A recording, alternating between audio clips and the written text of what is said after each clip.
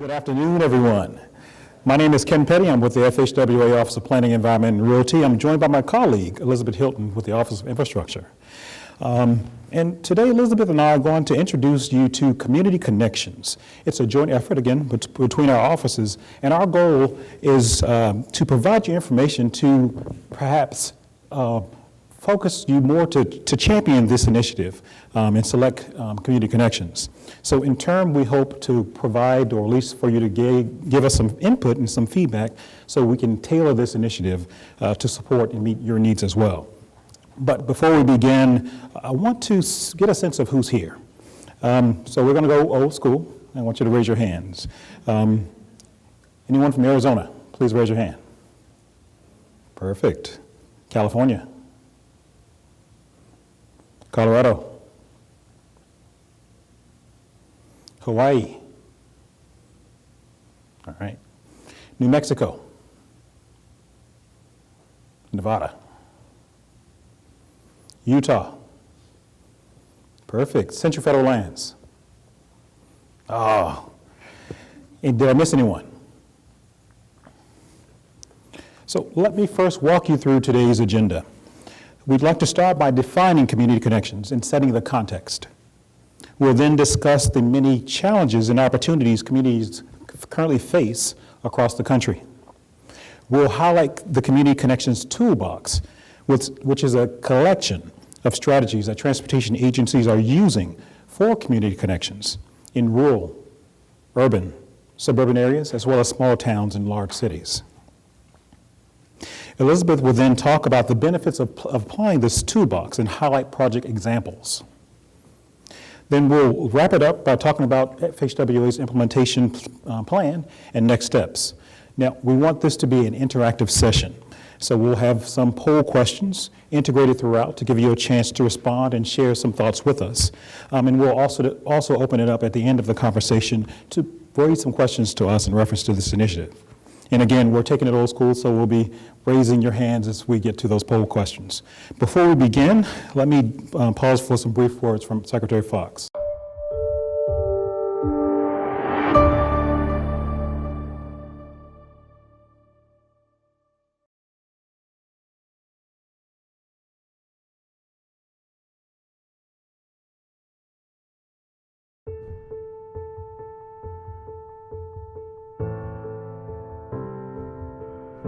My childhood neighborhood had one road in and the same road out. It was bordered by two highways. That infrastructure sent a signal to me about my life. The highway to nowhere displaced 10,000 or more families, and it disrupted a community. The connectivity of the smaller community was more intact before the red line came through.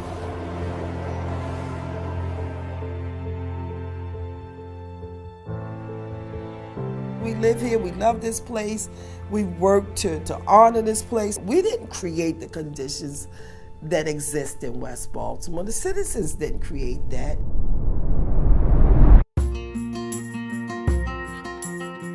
I see transportation as three things. One, it does get us places. Transportation also improves places, so that's an important function. And then the other thing I think transportation does is it knits us together. It's one of the things we as a society do together, and we can't do it by ourselves.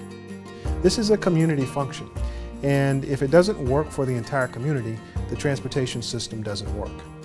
That's the story of America's infrastructure that we don't tell as much. Transportation historically has created barriers in the last 60 years. What's remarkable today is that transportation policy is saying, let's create things that bring people together. It's very important that the community have a say, and I think it's very important that we tell the right story. Transportation infrastructure can definitely be beneficial to a community. Make sure that your process to engage a community has a level of integrity to it. The challenge of the 21st century is how you take what we have and make it an inclusive incarnation of the future. And that's what we're trying to do here at DOT.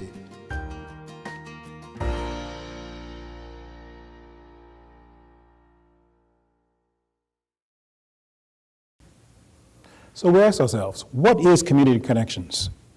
Building off of what Secretary Fox was saying in the video, community connections is about using transportation to connect people to opportunities and to bring communities together.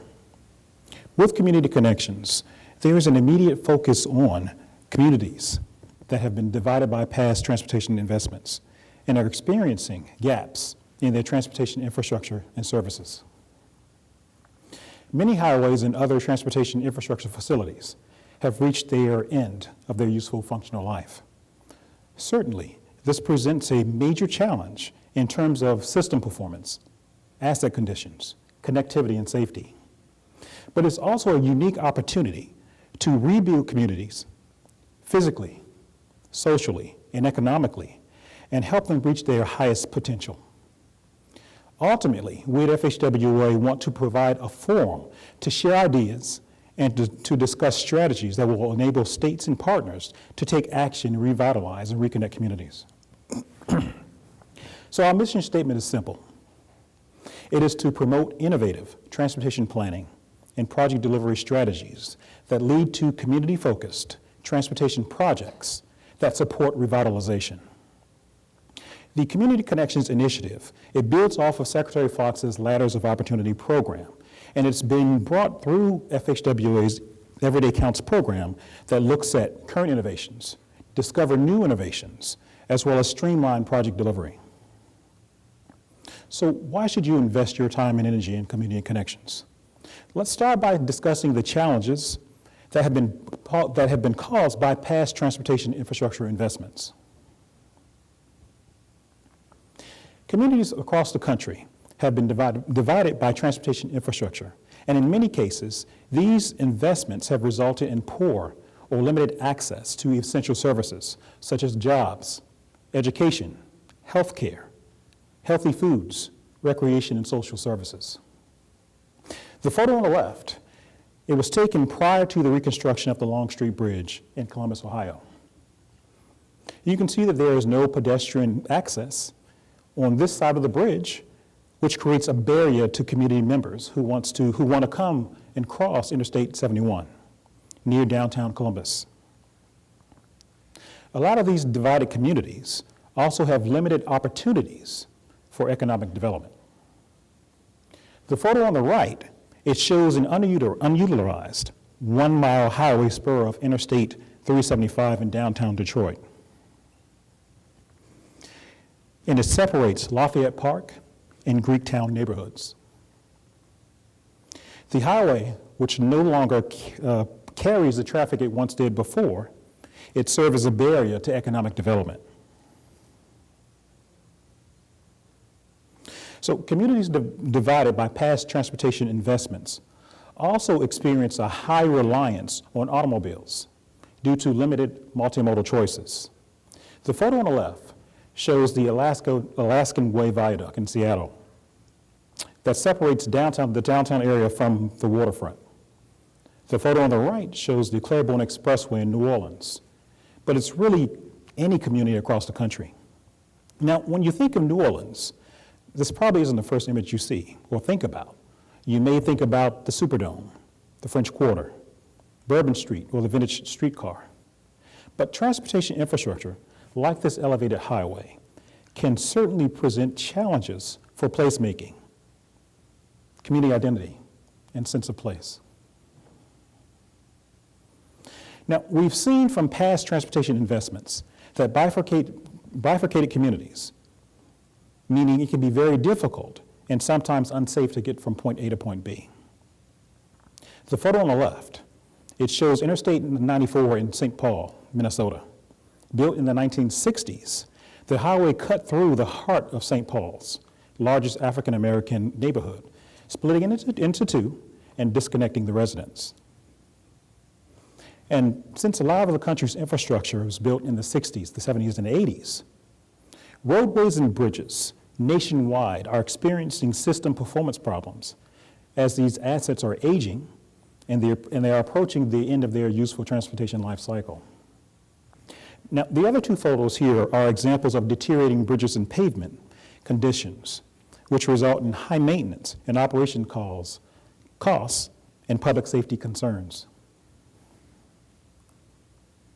Now, as you've heard from some of the other examples, safety is also a challenge as automobile crashes are serious in high traffic areas, in areas with limited pedestrian facilities.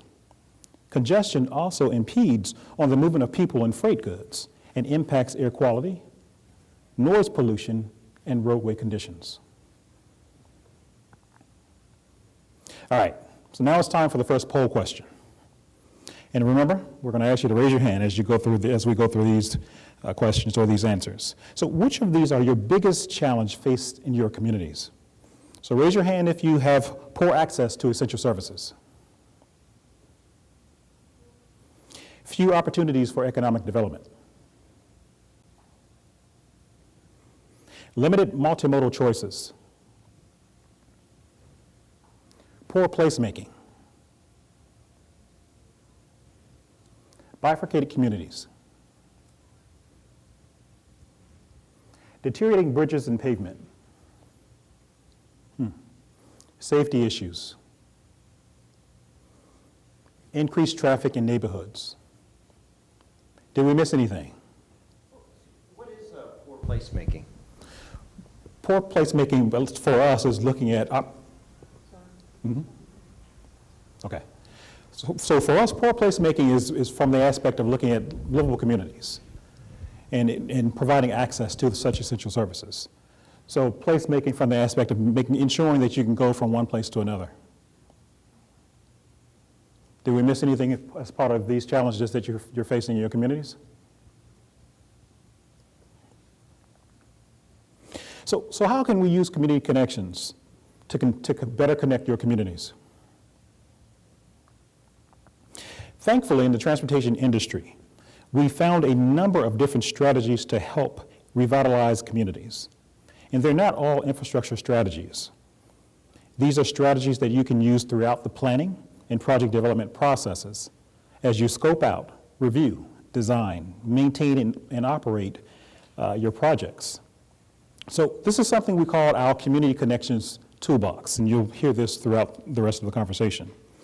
This toolbox is a focal point in our initiative, and we'll use it to promote best practices from across the country in 4 categories: analytical tools, public involvement strategies, planning and design techniques, and operational improvements.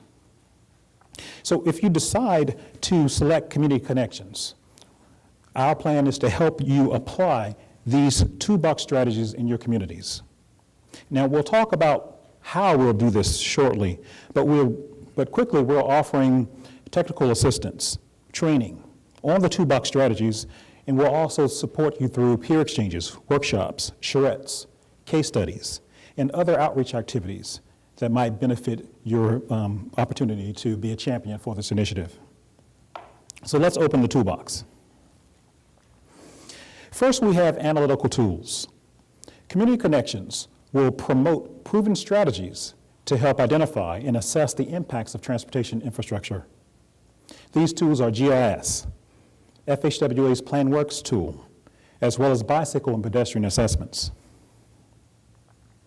Across the country, state DOTs, MPOs, local governments, and other stakeholders are using GIS to evaluate transportation infrastructure assets. Demographics, such as low income, minority, and careless populations, and impacts to communities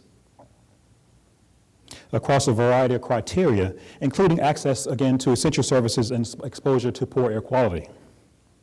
GIS is a powerful tool to help transportation agencies identify and assess the impacts of the system, as well as the impacts they have on communities of all shapes and sizes and locations. Additionally, spatial analysis is a key part of GIS, and since this is a technology-driven initiative, there are always new innovations and best practices to learn from. Second, we have something called PlanWorks through FHWA's Shop 2 program. PlanWorks is a free online resource that supports collaboration in the transportation planning and project development processes. It is essentially a design support tool built around key points in the processes for long-range planning, project planning, corridor planning, and environmental review. PlanWorks is a great tool for integrating new and innovative ideas into the traditional processes for planning and project development. Finally, we have something called bicycle and pedestrian assessments. Now, these are similar to the road safety audits, where an evaluation team visits existing transportation facilities and evaluate the safety issues and identify potential opportunities for improvement. But as the name implies, these assessments more focus on improving access to bicycle and pedestrian safety opportunities. As you probably are familiar, in 2015, Secretary Fox, he challenged all of the 50 states, plus DC and Puerto Rico, to conduct these assessments as part of Safer People, Safer Streets initiatives. Now, this initiative has been a success in each of these areas in which they completed at least one bicycle and pedestrian assessment. And the transportation industry as a whole has embraced this tool as a great way to enhance safety, community connectivity, and access to essential services. Next, we'll also look at the strategies for public involvement and focus on ways to better engage and better inform the public, partner agencies, and other stakeholders. Now, as we all know, public involvement is a critical piece in the planning and project development processes, so it's extremely important to use these strategies early and often. So engagement is an important step in the community, in bringing community members and stakeholders together as part of the planning and project development processes, so that project sponsors and decision makers can shape projects and strategies to meet their needs and values. So some engagement strategies include design charrettes, which provide a forum for the public to develop and react to design ideas. Interviews with community leaders and other community members, which are a great way to get direct input on the needs and concerns and build support for your projects. And finally, a community advisory group of committees, which is a collection of community members that provide feedback throughout the planning and project development processes. So this is another way to build community support for a project. We've also identified strategies to inform community members and stakeholders about proposed transportation plans and projects. We've seen examples where state DOTs and local governments go out into the communities they serve by holding meetings in community spaces, such as schools, community centers, and places of worship. This helps build relationships with the public, and it makes it easier for residents to participate in the decision-making process. Second, these are great examples of how agencies are using a variety of techniques to communicate ideas visually, including things like flowcharts and diagrams, models and maps, before and after graphics, 3D renderings, visual preference surveys. As you know, a picture is worth 1,000 words, so we want to use as many opportunities to showcase this to our communities. Visualization tools and public involvement go hand in hand. They are a powerful way to convey how transportation projects will look and how they will operate in neighborhoods during construction and once completed. Visualization can also make it easier for people outside of the project team to understand what's happening as part of the transportation project. So here's an example of visualization techniques to help illustrate a transportation project. On the left, you'll see 8th Street in Washington, D.C. As it was at one time. It was a depiction of what it once looked like. And on the right, it's how it could look as a result of implementing some of the strategies through community connections. The improvement include curb, a new sidewalk, and a double solid yellow line down the middle of the road. It shows how visualization isn't just for large-scale projects. The image on the right speaks 1,000 words because it tells the communities or helps communities better understand what a project will look like in their neighborhood. So now we're going to show you a brief video that was developed to help better emphasize community connections and how communities can better understand what a new bridge would look like and what impact it would have on the surrounding area.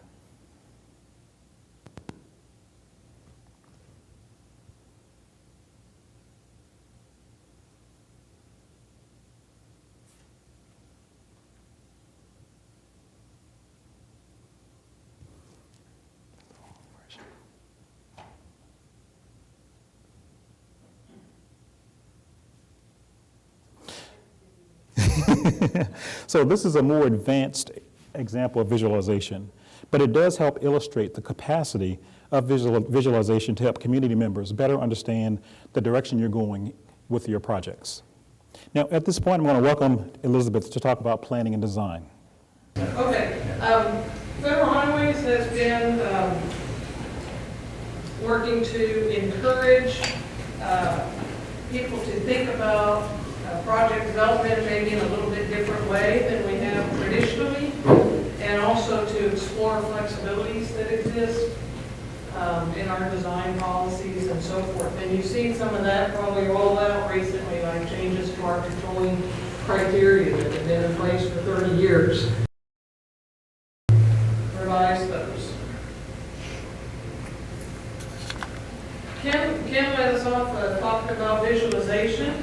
And I wanted to, we have available, coming out of our designs that are developed in CAD packages and so forth, the ability to really show people what our design will look like, and then they can better gauge what the impact is on their community. And we can look at different alternatives and help the public understand what those alternatives might mean to them. How many of you are well-versed at reading plan and profile sheets? You can look at plan profile sheets and you can kind of visualize what it's going to look like. A lot of us, right? And it's a well-honed skill among engineers. How many of you think that the public can look at a schematic plan profile layout at a public hearing and have the right picture in their mind of what that's going to look like when it's built? No one. Yeah, it's very difficult. It's a skill we've developed over years and years of experience. It's not something the general public possesses. So visualization can really help us bring those plan profile layouts to life in a way that communicates much better what the alternative designs will look like. Context-sensitive design is something else Ken mentioned briefly, and I just wanted to reiterate that it's foundational to good project development, and we've seen increasing focus on context-sensitive solutions over the last 20 years or so, but involving all the stakeholders, making sure that our projects are not only improving safety and operations, but also preserving the unique character of the community that they're located in. And then performance-based practical design is something that Federal Highways has been rolling out in the last year or so, and is really focused on a system-level performance approach to meet the needs of the system with limited resources.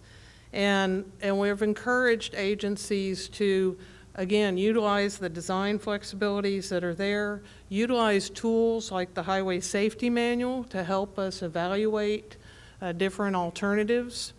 And with the idea being that if we can get the same safety performance at a lower cost by using some of these design flexibilities, we can utilize that money we've saved to improve safety somewhere else and improve the whole system more than we would have just looking at a project level and just meeting the criteria that are in the standards and the guidelines that we use. So this is an example here where if you're at the design or the data-driven safety analysis, you've already seen this example in more detail, but basically a project to improve an existing corridor, an arterial, multi-lane arterial, and there were two alternatives developed, alternative 1 and 2. Both alternatives met the design criteria, and the question we haven't been able to answer quantitatively until fairly recently was which of those alternatives is better from a safety standpoint. But the Highway Safety Manual gives us some tools to get a handle on that. And so after doing the analysis, the agency was able to determine that alternative 1 would be predicted to have 17 crashes per mile, and alternative 2 was predicted to have only 8.5 or 8.6 crashes per mile. And both are an improvement over the existing condition, but having that data helps us when we're evaluating alternatives. You know, we've always been able to compare construction cost, and we compare environmental impact, and we compare operational performance based on Highway Capacity Manual and other procedures, but we hadn't been able to compare quantitatively safety performance. So having this information can really factor in to our design decision making, and that's what performance-based practical design is about. Operational improvements can also have a big impact on connecting communities, and we want to look at a few of those. Road diets were an EDC3 initiative, and there's a lot of information about them on our website. How many of y'all adopted road diets as an EDC3 initiative? Okay, a few. With road diets, a lot of people don't like that term. You also hear it called roadway reconfiguration.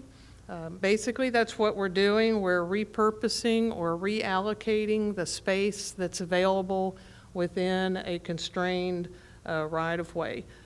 We see on the left here in this slide kind of a classic road diet example where a 4-lane undivided roadway was converted to a 2-lane roadway with a 2-way left turn lane in the middle, and that gives some room to include perhaps bike lanes or wider sidewalks or otherwise repurpose the remainder of the cross-section. The example on the right is from Massachusetts, and it's a major corridor with transit running down the middle, and they converted each side instead of 2 travel lanes to just 1 travel lane, a bike lane, and a wide sidewalk to provide that better bike and pedestrian access to the transit corridor. So road diets or roadway reconfiguration can take lots of different shapes. Certainly that's an operational improvement tool in our toolbox for connecting communities. Improving transit service is another important part of the operational toolbox. If we can improve transit service, we can reduce reliance on vehicles, we can improve access to economic opportunities, and connect cities that have been disconnected or that you can only make the connection by car. And of course, access to all transit users is important at the stops, on the vehicles itself, to make sure that everyone has access to safe, convenient, and reliable transit service.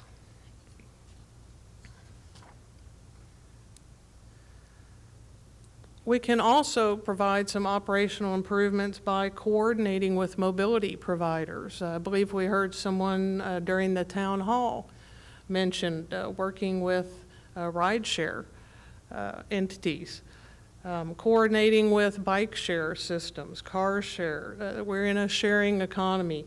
So if we can think outside of our normal realm of transportation providers and be bringing some of these other folks to the table, we can help improve access to essential services, jobs, and recreational opportunities.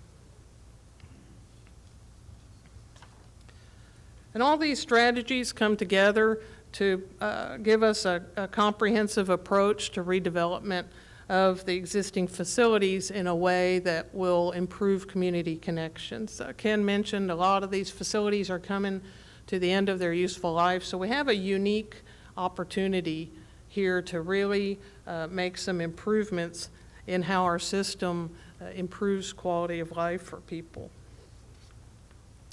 So over the next couple of years, Federal Highways will be promoting these strategies in pursuit of the initiative's national goal, and to support these community revitalization efforts through Community Connections EDC initiative. So I have a poll for you, and you can answer more than one of these. Which Community Connections strategies have you implemented in your area or region? Let me just go through them, and if you'll give us a show of hands, that'd be great. Who's using GIS in a way that Ken described about? Okay, 1, 2, 4, looks like. How about bicycle and pedestrian assessments? Who's done a bicycle and pedestrian assessment? Okay, good, several. And how about design charrettes?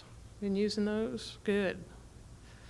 And then visualization techniques, who's using that? Great, great. So people in your areas don't have to read plan profile sheets, that's great. How about community advisory groups? Okay, good. And then context-sensitive solutions, is that a focus for you? Okay, a few places. And performance-based practical design, who's been using that? That's a newer thing. Okay, well, I encourage you to look more into that when you get back to your offices. And how about road diets? All right, a few people have tried those, good. And improved transit service to connect communities. Great, great.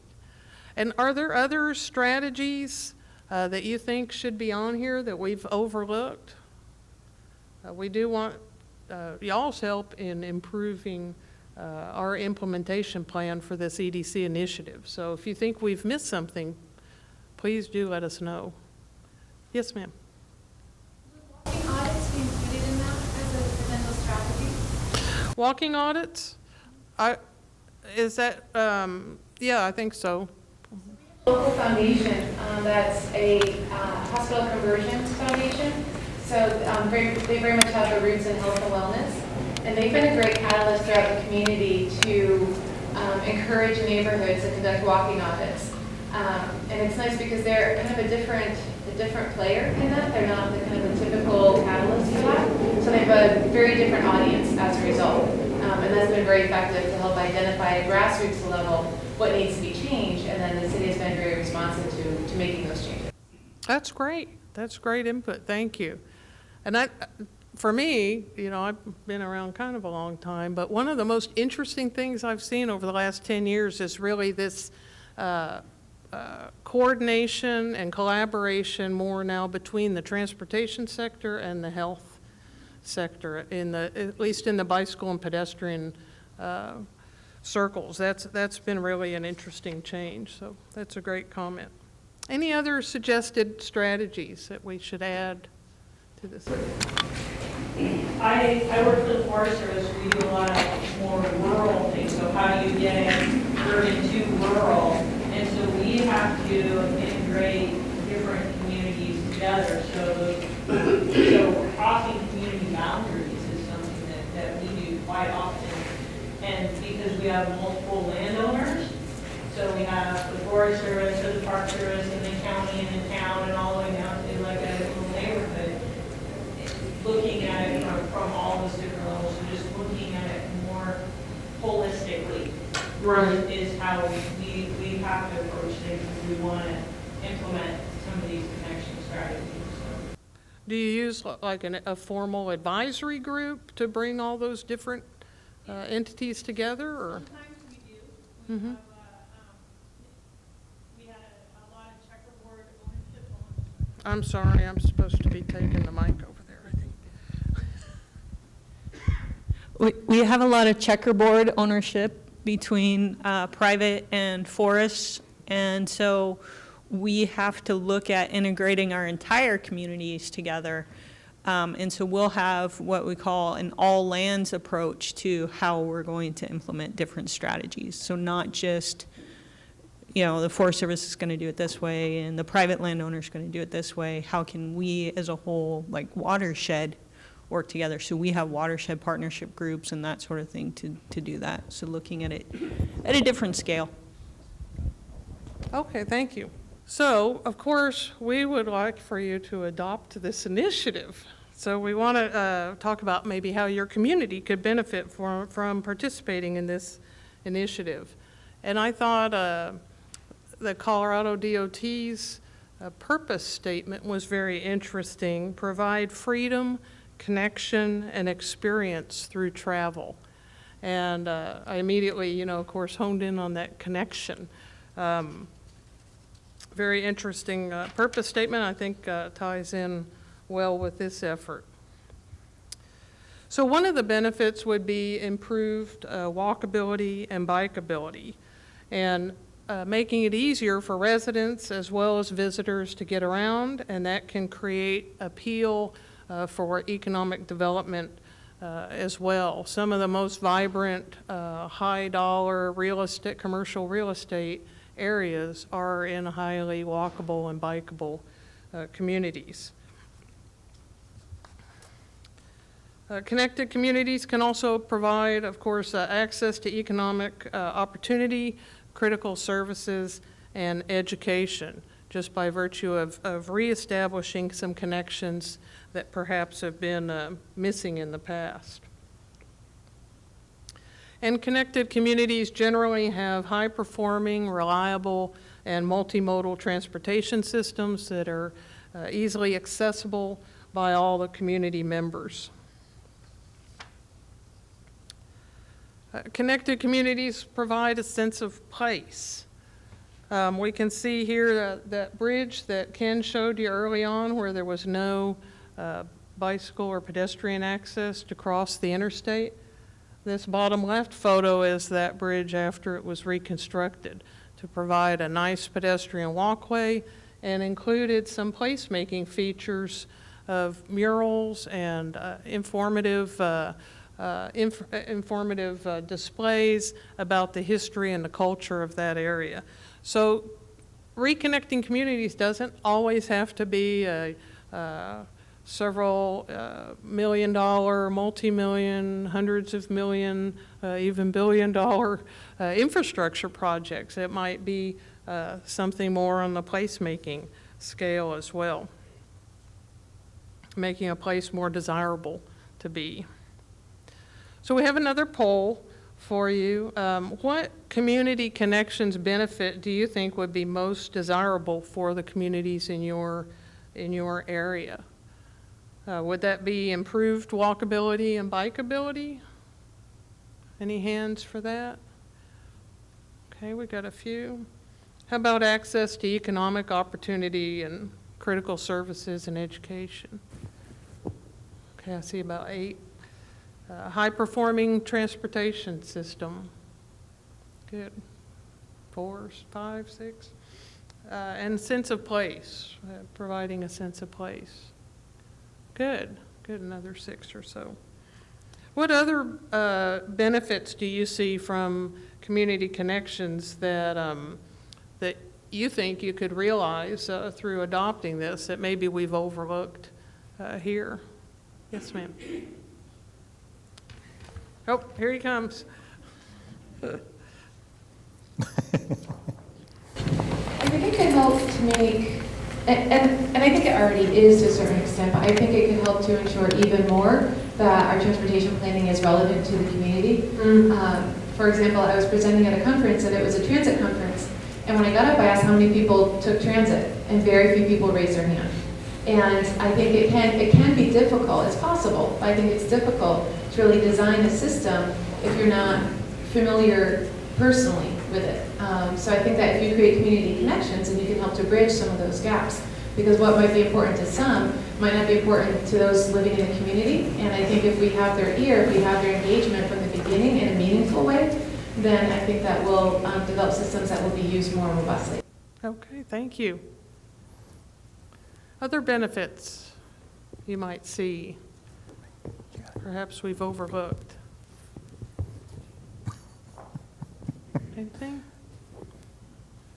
It may be something other than something tangible or hard improvement to the facility, but it creates, I think, goodwill, trust in us as an institution, creates partnerships with these stakeholders so that there's a more willingness to build something together, whether it's planning or in the case of an unforeseen event, we could respond together with these community partners. Okay, that's a great point. Well, let's go on and look at some example projects that have stitched some communities back together, just to kind of get us thinking about the realm of possibilities. So there are several engineering solutions that we're going to talk about. I mentioned Community Connections is larger than just infrastructure projects, but we do want to talk about a few infrastructure-related projects like partial roadway capping, pedestrian and bicycle infrastructure, even the removal of highways. Some people might not think that's possible, but it actually has been done in some places and very successfully if done appropriately. And also transit infrastructure investments. Here's an example in Washington State where a couple of sections of freeway were capped with partial caps to reconnect the communities that had been separated by that freeway facility. And we see a couple of examples here. On the left, it's State Route 520, I believe, in Washington, and then on the right is actually in Seattle. But those caps have provided not only surface street access across the interstate, but also good pedestrian and bicycle connections. And the one in Seattle, if you haven't been up there before, it's pretty amazing. You don't even realize you're on top of the interstate. It's so well camouflaged. Here's an example in Chicago. On the left side, a new bridge was constructed to provide safe passage over the railroad tracks and Lakeshore Drive to reconnect the community to Lake Michigan, one of their premier recreational facilities. And then in the right, we see just a picture from Chicago of their improving bicycle infrastructure, and that's been a focus there for several years, and they're making a lot of progress in a very short amount of time. In Portland, they actually did take out a freeway. If you've been up to Portland, the downtown area has a very nice park, Tom McCall Park, between downtown and the waterfront. Wasn't always that way. There used to be a major roadway there that separated downtown from the waterfront, and that roadway was removed and traffic rerouted elsewhere, and the park was constructed to connect the residents back to the riverfront. And then transit infrastructure can certainly reconnect communities as well. This is an example of a streetcar that connects several neighborhoods that were separated by two different interstate highways, and it provides them a good choice without having to drive, get in a car and drive just because they're separated by two interstates. And I thought it was interesting, the keynote speech at lunch today, we heard about the project in San Diego that's just getting underway, and how they not only added lane to I-5 and added HOV to I-5, but they also double-tracked railroad and improved access to the beach, which is certainly a desirable location for residents to be able to get to, and improved bicycle and pedestrian infrastructure as well. So they really wove a lot of these things together in that one project, and it sounded like there was a lot of good coordination that went on to make that happen. And again, kind of thinking outside of our traditional stovepipe project development. So at this point, I'm going to turn it back over to Ken, and he'll wrap us up, and I think he's got a few more poll questions as well. All right, thanks, Elizabeth. Turn this off. Normally in this part of the conversation, we turn it over to someone in the audience, or at least bring a guest speaker to talk about you might need to call it community connections, but are there other examples that you've done in your state or in your local community that support these types of initiatives? We just had one. Is there other examples of what you've done to support community connections?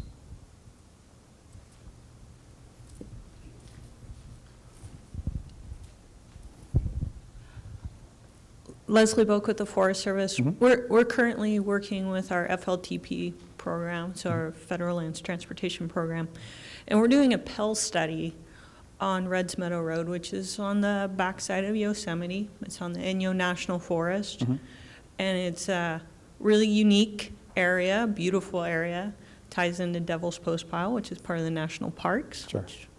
And also access to ski areas, and there's a bus on there.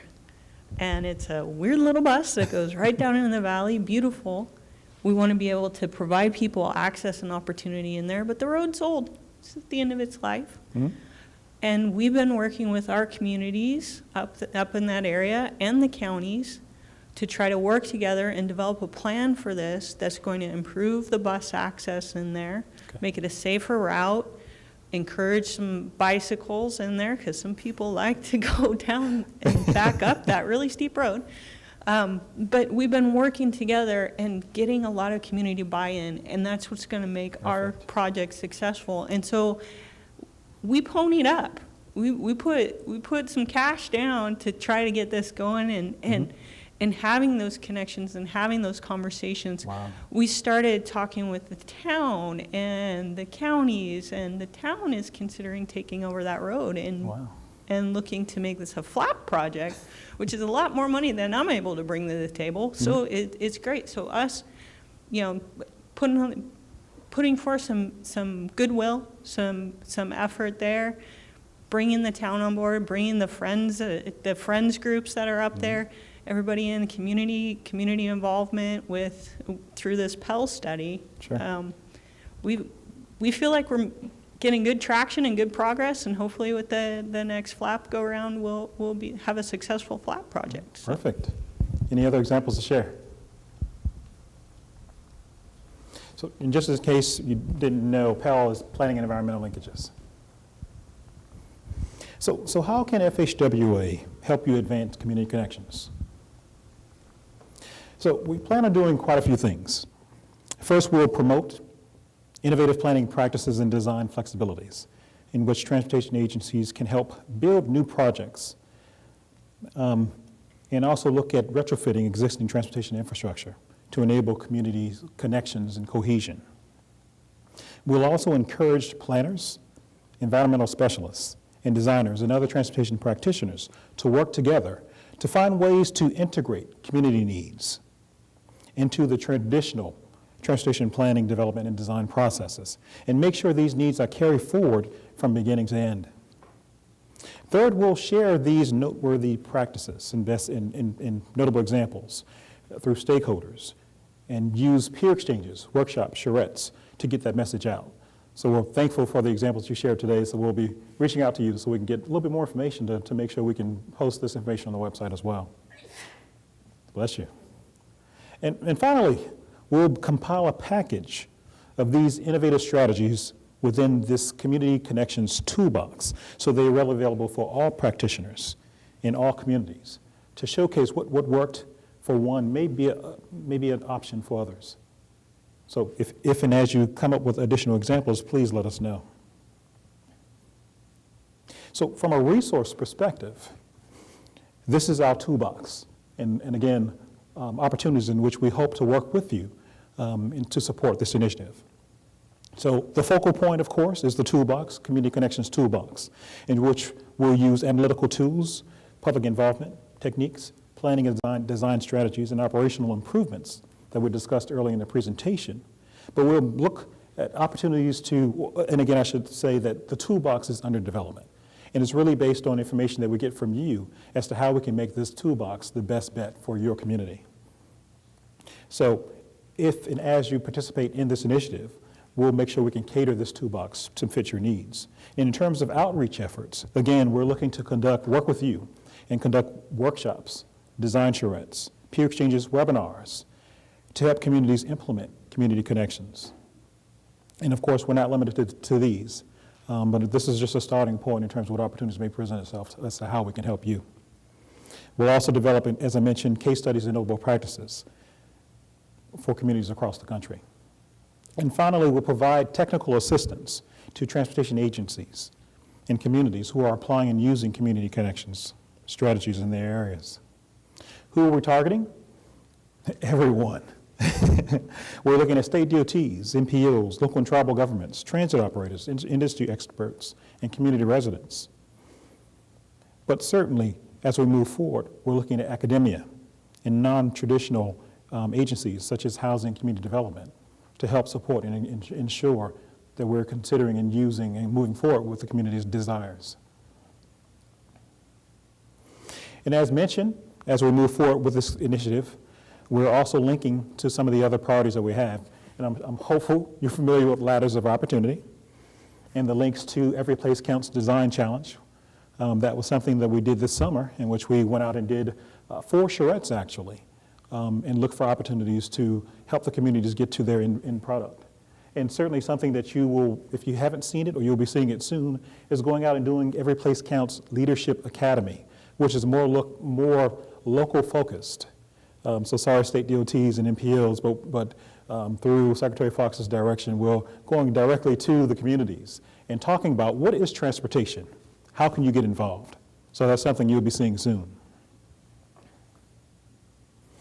All right, poll question. What resources and activities are you interested in? Are you interested in the Community Connections Toolbox? Raise your hand. Workshops. I guess I should mention that we're paying for it. Design charrettes. Peer exchanges. Perfect. Webinars. Some additional case studies. Okay. Technical assistance. All right. Sorry, Anthony, I should have counted like Elizabeth did. All of the above. Now, is there anything that we missed in terms of what outreach we can provide that's not on this list that may be helpful?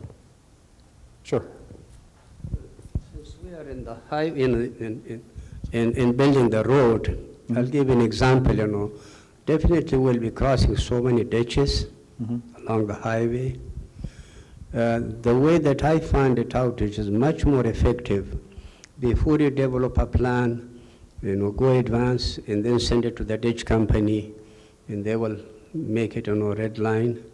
The best thing is to invite the ditch rider and the owner, review the current structure and tell them what's wrong with it. They say, oh, nothing is wrong. Then I will point it out. No, look at the scour, look at the wing wall.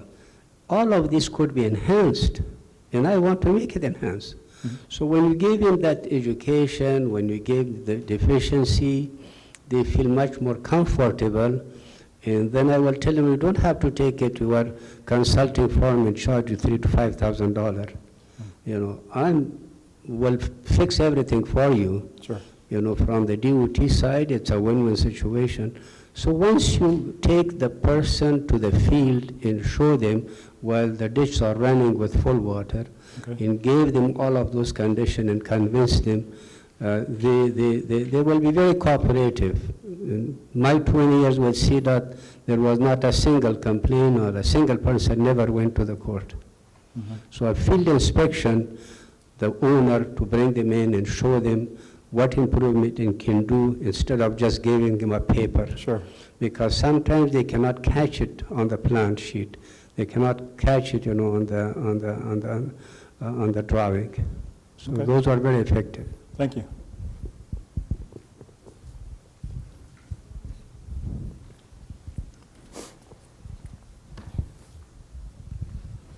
I think all of the above is necessary, but when you do all of the above, I would try to get the National Association of Counties and the National League of Cities Sure. and go through them, because a lot of this needs to happen at the municipality and county level. Okay. And that's where you're going to get access to the people that will do it at that. Is so Right. just get beyond like AMPO and ASHTO and Okay. get to the NACO and NLC.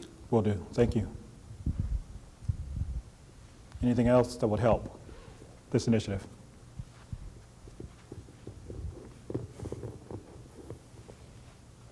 So what are our next steps, and where do we go from here? So as Elizabeth alluded to earlier, after the 7 regional summits, we'll be doing some homework in terms of taking the information that you're providing here as well as the other summits, just to figure out what's in our best interests and our best efforts to make this initiative work best. As you can probably tell, our initiative is a little bit different compared to some of the other EDC initiatives that you're hearing today. Is really theory in terms of ensuring that we can change the mindset of folks or of the process, especially as you transition from planning to project development to design. So that's certainly the goal, is making sure we can bring the right folks to the table to make sure, as you go through the planning and design or planning and project development process, that what was agreed to as part of the conversation with communities through planning and moving to NEPA, other conversations, that we can still move forward. So the next step ultimately is the implementation plan, which will again incorporate feedback that you've provided us today. We also did a webinar back in September, which we got some great feedback in terms of opportunities to enhance community connections, as well as feedback, as you mentioned, from stakeholder agencies, the ASHTOs, the AMPOs, and we'll certainly reach out to the NACO as well. And certainly if you have any questions or ideas about what you've heard so far, we'd love to hear from you. And I guess we want to do that now, Elizabeth, is look for opportunities to just talk a little bit more about community connections and see if there's questions that you have of us more outside of what we've discussed today.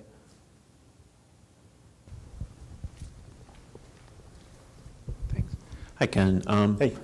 Are there any kind of metrics that people are using to kind of identify opportunities to employ some of these tools, like safety statistics or pedestrian densities, or is it just what you hear from the community as to what the issues are? Or which is interesting, this came up in another summit. It's really, are the needs being addressed? And if so, how are they being addressed within the community? So we're playing with the ideas, starting with what you saw on the other slide, by looking at what outreach opportunities have existed, looking at the public engagement, public involvement process, just to see if, as you move forward with these projects, have there been any outreach to the communities?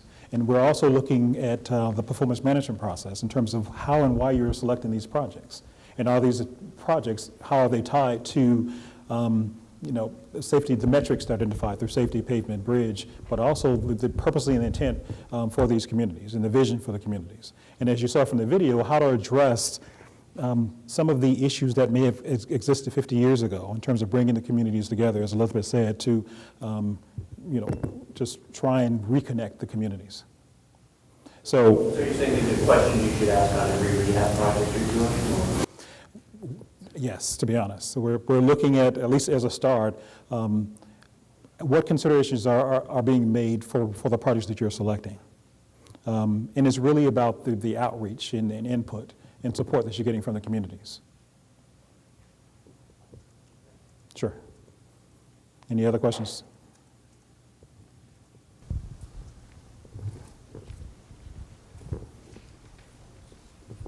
In your community connections, what's the difference between your community connection versus the environmental justice process? Is it environmental justice process? Assessment? Or environmental justice? Yeah. Okay.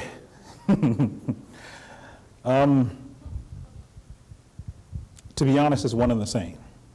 Okay, that's why I want to hear from you. My interpretation is one and the same.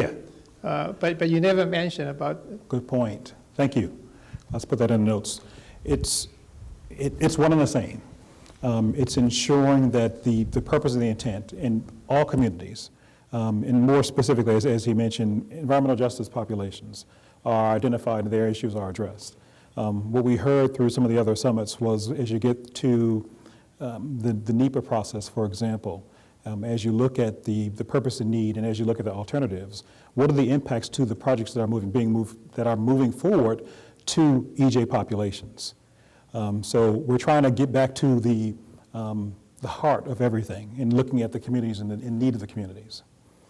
So we were looking at EJ, but looking at all communities, to be honest. But that's certainly an aspect of this initiative. Thank you. Yeah, so another hand somewhere. So, Ken, it's not a question, but it's more to that point, and that's workshops related to equitable transit-oriented development. Yes. So I don't know, that was not a tool mentioned, but I figured that was something we were also looking at. Absolutely. Thank you. And you're the planner. You may want to, I don't know if other people know what equitable transit-oriented development is, but I'll leave it to you to expound on. So equitable transportation have many means. So I'll start with one is ensuring, at least from a multimodal perspective, and again, from an EJ perspective, that there are options to get from point A to point B. So we talked about essential services in terms of getting to employment or having access to jobs and healthcare and other things. But from an equitable perspective, we talked about zero car, but also looking at transit as an opportunity to make sure that you can get from your home to jobs, to healthcare, to other things. Any other questions for us? Well, we certainly thank you for your time, and we're hopeful you consider community connections. We're around. Certainly Elizabeth and I will be here if you have any questions for us in the meantime, but we just want to say thank you for your time and attention to this topic. It's certainly something that we are interested in terms of continuing the legacy of what Anthony Fox is doing to support Lattice Opportunity. But thank you for your time.